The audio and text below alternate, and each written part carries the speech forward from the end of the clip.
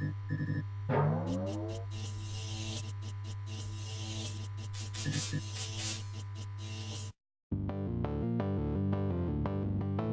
remember to like, subscribe and comment, as we love to hear back from our viewers.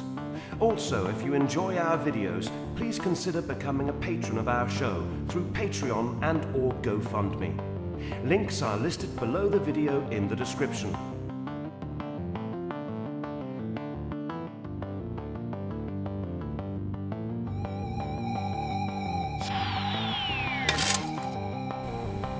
From the deepest, darkest recesses of Dangerous Nerds headquarters, Keith Moncrief and Gerry Kissell.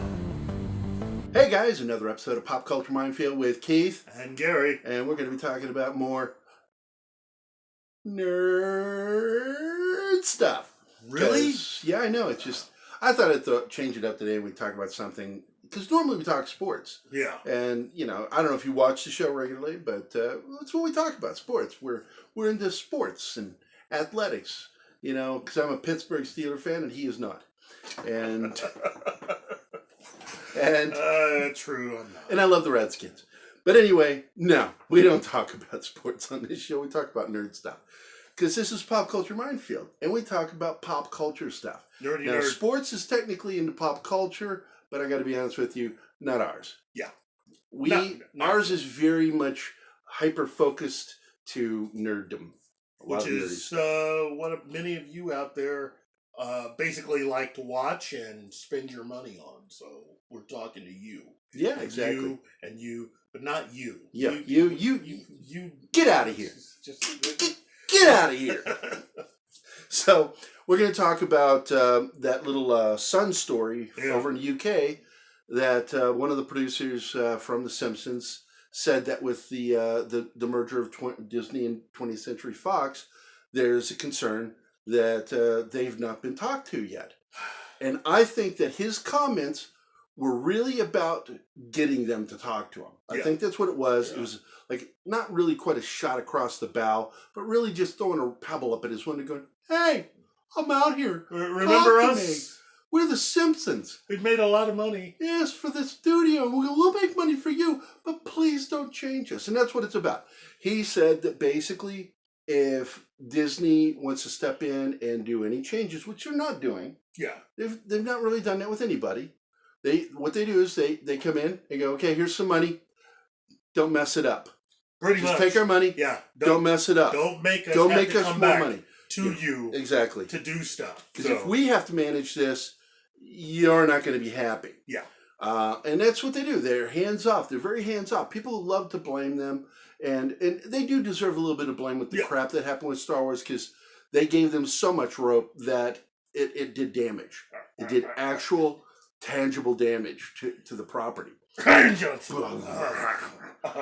Good old Rowan Johnson. I wanted to remake that video of the guy that runs in to fight the World Worker. What's his name? Something Johnson. Oh, Leroy Jenkins. Leroy Jenkins. I'm Ron Johnson. Do the whole thing all over again. Ryan Johnson he's an idiot. He really is. Made some good films before, but I've listened to what he had to say, and I have judged him as being not worthy of much of anything. And so that's all the time he gets. We're going back to The Simpsons. So let's hope that Disney talks to The Simpsons. This new season has felt more like the old series. Mm-hmm. Homer's not stupid anymore. Because after the first showrunner left, the new showrunner decided that we're going to write Homer Simpson as if he were a dog that could talk. So he became a complete buffoon, an idiot. And I didn't like that. I really didn't. A lot of fans didn't like it. But we stuck with the show anyway because there's a lot of good stuff on there. Yeah. And of course, the Halloween episodes are always the best. Treehouse of Horror. Yeah, Treehouse of Horror is always the best.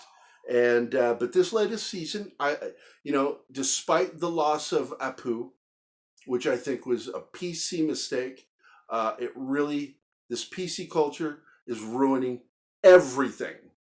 And Apu was a representative of a culture on that show that's no longer there. No longer on the show. Thanks, PC people. You're awesome. But past that, it's still, this season blew my mind. This last episode. Mhm. Did you see it? No. Oh, that's a great episode. There's so much nerd stuff They out did there. a My Three Sons intro. Really? Yes, with the feet and the animation and My Three Kids. Anybody younger than 30, My Three Sons was a hit show that you might as well just go ahead and Google it. Fred McMurray. It take too long to explain. Ernie, Chip. Yeah. I forget the older brother's name. Oh, jeez. But Ernie and Chip were the ones I liked. Because I was a kid and I identify with them. Because Chip reminded me of my brother Mike, and I was Ernie as a kid. Yeah, Ernie was, yeah. So, great show. If you've never seen it, Uncle Charlie. They had actually Uncle Charlie, and then he died. And, Uncle Charlie came in later. Yeah. The first uncle was played by the dude from I Love Lucy. Mm-hmm. And he died. Yeah. And then Uncle Charlie came in, and he was better, in my opinion. Yeah. So, but anyway, segue into Tim Allen Disney, which is, we had an interesting conversation earlier, because there were things I was unaware of. Because I'm a big Tim Allen fan. Yeah. But I'm also a Tom Hanks fan. Plus, I also work for him. And because I worked on a movie, World War II movie called No Better Place to Die, and he's an executive producer on it. And so I got to be always, my best behavior when I talk about Tom Hanks. But it doesn't matter, because I wouldn't say anything bad about him anyway. I love the guy. I think he's great. He's hilarious. And you were telling me that Tim Allen had a beef with him.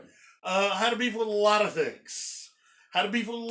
Look, Tim Allen is... He's funny. He is a funny guy, extremely talented. But as I was telling you, I mean, when you look outside of his television series, what else has he done? Really not much outside of Galaxy Quest, which I think is a hit film. Yeah. I love that movie. And I like that superhero Zoom that he did. I love Zoom. It's far better than that high school one that they did with Kurt Russell. Yeah. And don't get me wrong, I enjoyed that film. It was dumb. Yeah. But it was a cute film. But Zoom was actually a good film, a good character film. Yeah, it was Fantastic Four. Yeah. And I really enjoyed, because Tim Allen can really play certain characters really well. One of the things he's best at is playing the guy that's thinking all wrong and his heart's in the wrong place. And by the end, that third act, he has an absolute attitude adjustment and realizes and then transitions. And he does that really well. Even as Buzz Lightyear. Yeah. I mean, he just really does that well. It's one of the characters that I love seeing him play over and over again. Because he's not really a great actor. Because even Tom Hanks isn't really a great... I'm sorry, Tom. Don't fire me. Well, I mean, look, everybody has what they're able to play, and Tom Hanks is just one of these guys. Tom Hanks plays two characters. Yeah. He plays Tom Hanks Yes. in every role until he plays Forrest Gump. Then he's playing somebody. Yeah. Forrest Gump and Tom Hanks. Tom Hanks, every character he's ever played is just a variation of Tom Hanks. But he's affable. He's likable. Even when he plays kind of a not affable person, he's still Tom Hanks, and you just go, that's probably what he's like on a bad day. Yeah, but it's Road to Perdition. Yeah. Which is like in my opinion, one of the best graphic novel adapted films. Yeah. Seek that movie out. Yeah, come on. You will be glad you did. If you haven't seen it, you are just a horrible nerd. I'm kidding. But seriously, you need to work on that. Yeah, you do need to You need to work on that. I'm not smiling now. Work on that. If you haven't seen Road to Perdition, go see it! All-star cast. Stop making excuses! All-star cast. I'm losing. I'm going to have a stroke! Tom Hanks, Jude Law, Daniel Craig, and really it's Paul Newman's last movie. Mm-hmm. He died right after. Tom Hanks killed it. No, he didn't. No, he didn't. Totally murdered him. Stabbed him 3 times in the back of the head. Oh. Notice who's saying this, Tom. I'm not. Tom Hanks is a murderer. Just not gonna go there. Not gonna. Basically, Tim Allen, he's got a beef. I don't know why he's got a beef. It seems to center on a lot of just him and Disney type stuff, and a little bit of a beef with a lot of the stuff around Toy Which Story. is funny to me. Yeah. Because, his show was canceled by ABC Disney. Yeah. And then picked up by Fox. And Fox was bought by Disney. So he works for Disney again. And he took some shots at him on the show. specifically in the first episode. Yeah. And they were funny. I got to admit, they were funny shots because it was stupid to cancel the show. It really was. Yeah. It was top rated, had huge viewership, but you know, they brought it back on Fox, and now Fox is owned by Disney. So, what's he gonna do? I hope what can you do? You know, so we'll see what happens. Yes. And past that, you know, let's move on to the subject that he and I were talking about before we started recording, which is the MCU and the X-Men, which is, you know, a lot of people were expecting the X-Men to start appearing in things. And of course, Feige just absolutely popped that balloon and said, yeah, you're not going to see the X-Men in the MCU for a while. Yeah, Feige gave an interview to IO9 just basically stating that the X-Men are going to be a few years away, which makes sense. Because we've got at least 5 years. But he does throw in probably. Yeah. Which means that if they can figure a way in between now and when they shoot these next films in the next cycle, if they can figure a way to throw something in there, they'll do it. They will do it. But if it changes the script in any way, I guarantee you won't see any of the X-Men or the Fantastic Four in anything until 5 years. Yeah. So we're looking at least 5 years before we see anything serious as far as they go. So about they may appear in something, maybe. So we're looking at about 2025, 2026, which in the year 2025. Deep cut. I'm so old. Just Google that, Neil. Year 2525. Yeah. And of course, you know, we all want to see the X-Men in the MCU, and of course the Fantastic Four. I want to see Ben Grimm done correctly. I want to see a proper Fantastic Four story, and I want the Mole. I want him to be the villain. Mole Man. He was the villain in issue 1. And I want to have him appear. Not Dr. Doom. It was the Mole Man and his mole men. And it's like nobody has had the cojones to do it. Yeah. And I think Kevin Feige's the right guy. If he hasn't sold his man card yet. Dear Kevin Feige. Dear Kevin Feige, please do not burn your man card. Then, of course, I wasn't even aware of this until today. And he was the one who informed me that there is a Pennyworth series. Actually, I said something to him, like, what is this Pennyworth? And he said, oh, yeah, you got to see this. So I went and I watched the trailer. And he hated it. And he just doesn't like anything that deals with Alfred Pennyworth.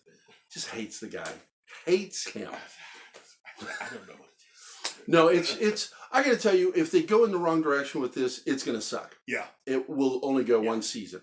But if they do this correctly, it could be worth it because I like Alfred Pennyworth. Mm-hmm. I think he's a character. It's odd that he's going to get his own show, but F it, you know. I like the background we've gotten from the Elseworld series Gotham. Yeah, you know, and if they focus on his paramilitary background, and apparently we get to see, what did you say? We get to see... it's him and Thomas Wayne will be a part of... I don't know if Thomas is going to be in the entire series, but Thomas Wayne will be a character that will eventually show up on the show, and you'll get to... And you get to see how they... interact and why they're friends. They became friends and why he became his butler. Yeah. And protector of Bruce Wayne. Yes. So, I don't know. This is an iffy thing. The trailer doesn't give a lot, and I'm going to just hold my opinion until I see more. For right now, it's promising, but it's also promising to suck. Yeah, it's like my first sergeant says, he did the G.I. Joe thing. He says, just remember, knowing is half the battle. And I'm like, losing is also half the battle, First Sergeant. Shut up. I'm just saying, there's a lot of half the battles. I was in the Army, so anyway. Then we've got, was there anything else we were going to talk about? I think we're done. Are we done? Yeah, well, that's it. We're done. Okay, so I guess we'll go on to the fact this is Thursday, and this is down to the last day of Graham Nolan's Kickstarter for, what's that book called? Turn to the Blue Lagoon. That's it. Return to Monster Island by Graham Nolan. And if you've not checked out the artwork, check out some of the videos. The links are down below to check out the website, and they've got a great video of him talking about the book. This is a sequel that's been waiting for 20 years, and it's worth it. Totally worth it. You've got 1 day left to be part of the Kickstarter program to get some of the perks. So get in there and do it. Past that, we also want to promote, of course, the video at the end of our credits today will be for Chuck Dixon and his Airboy campaign over on Indiegogo. Yep. I love the series back in the 80s, and this has been 30 years in the making. His sequel, I think those two are friends, and they're always up to stuff. And I don't think it's a coincidence that they're both doing sequels to things that they started a long time ago. But Chuck is doing the sequel finally to his storyline from the 80s of Airboy. Cool. And I'm doing some artwork for the campaign. Nice little I know. Who knew I could even draw? And I'm also going to be helping doing edits on some of the trailer for that and another book for It's Alive Comics. Drew Ford's company, great publisher for comics. And with that, man, this is another episode of Pop Culture Minefield that's going out the door. This is Keith. And that's Gerry. And we are nerds. Y'all come back now, you hear?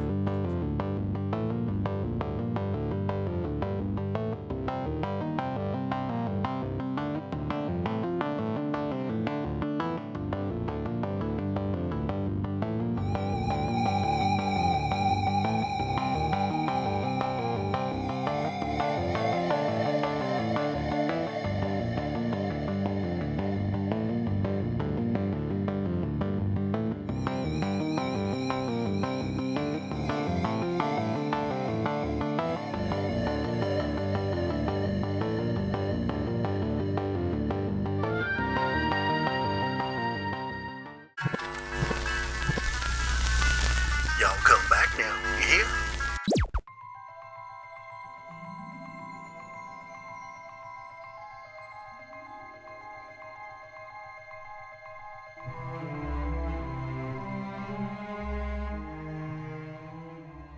This is Chuck Dixon speaking to you from the control tower. It was a real kick to return to a series that I wrote 30 years ago, but even more fun is returning to an interrupted storyline that I was writing 30 years ago. Longtime Airboy fans can finally find out what happened next. Join us, support us, and keep them flying. Over and out.